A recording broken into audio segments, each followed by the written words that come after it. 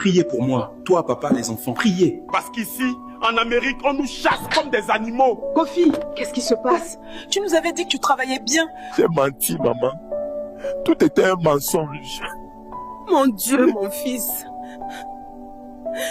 Maman, je dois y aller. Priez, s'il vous plaît, priez pour votre fils. Non. Kofi, ne raccroche pas. Kofi! Un homme parle à sa mère à des milliers de kilomètres.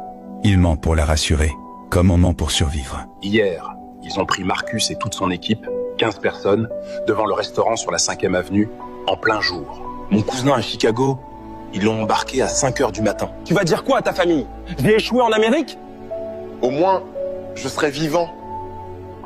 On est des fantômes. Certains veulent fuir, d'autres tenir bon. Tous ont laissé une famille derrière eux. Tous portent le même poids, celui de l'échec qu'ils refusent d'avouer. Cette voiture là-bas, elle nous suit ou c'est dans ma tête? Continue à marcher, va. Normalement, on va juste prendre le métro. Stop! Immigration! Les mains où on peut les voir! Mon Dieu, c'est fini. Ils sortent enfin. Dans la rue, ils marchent comme tout le monde. Mais leur normalité est un masque. Chaque voiture devient une menace. Please, sir, we did nothing wrong. We just working. On the ground. Now. Chaque regard, un soupçon. Puis tout bascule. Courez! Les cris, les ordres, la panique. En quelques secondes, la chasse commence. L'État contre des hommes, sans statut. La loi contre la survie. Certains tombent, d'autres se cachent, d'autres encore disparaissent dans la foule. À cet instant, l'amitié se mesure en mètres gagnés et en respiration retenue. Nulle part où aller, mon ami, c'est fini. J'ai 26 ans, j'ai toute ma vie devant moi. Pourquoi vous me traitez comme un criminel? Tu es en situation irrégulière, c'est la loi. La loi? Dans mon pays, il n'y a pas de travail, pas d'avenir. Je suis venu ici pour vivre, pour travailler. Maman. Pardon, maman. J'ai échoué. Trop jeune, trop fatigué, trop humain. Coincé, encerclé. Il comprend que la fuite est finie. Ses larmes parlent pour lui. Il n'a commis aucun crime, sauf celui d'avoir voulu vivre dignement. Vous êtes en sécurité ici. Pour ce soir, au moins. Kwame, ils ont pris Kwame. Merdeux! On n'aurait jamais dû sortir. Attendre quoi? Qu'ils viennent nous chercher dans notre sommeil? Arrêtez. Vous vous battez maintenant? C'est ça que vous voulez? Se détruire entre nous? J'ai laissé ma femme et mes 2 filles au Sénégal, Kofi. Ça fait 3 ans qu'elles m'attendent. 3 ans que ma fille me demande « Papa, quand tu reviens ?» Je peux même plus rentrer maintenant. Si je rentre les mains vides, je suis un échec. Si je reste, je risque la prison. On est tous dans la même merde, Damba.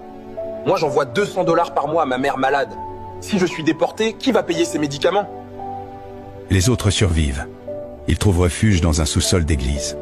Un lieu sacré pour des hommes traqués. Là, la colère explose. La culpabilité aussi.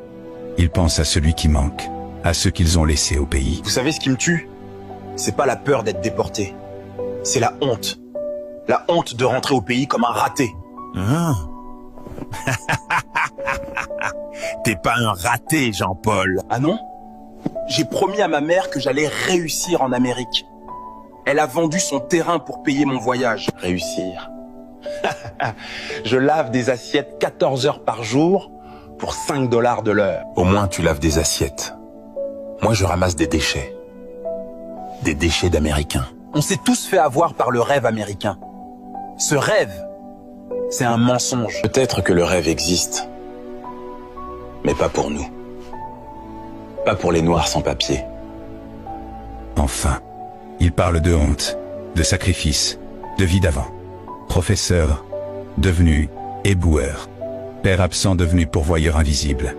Le rêve américain apparaît pour ce qu'il est. Un mirage réservé à certains corps. J'ai contacté une avocate. Elle va essayer de vous aider. Mais ça va prendre du temps. On n'a que ça, du temps. On vit au jour le jour depuis des années. Que Dieu vous protège. Si Dieu nous protégeait, pasteur, on serait pas ici. Peut-être qu'il vous a amené jusqu'ici pour une raison. Vous êtes vivant. C'est déjà un miracle. Ils sont invisibles, mais ils sont là. Sans papier, mais pas sans dignité. Chassés, mais toujours humains.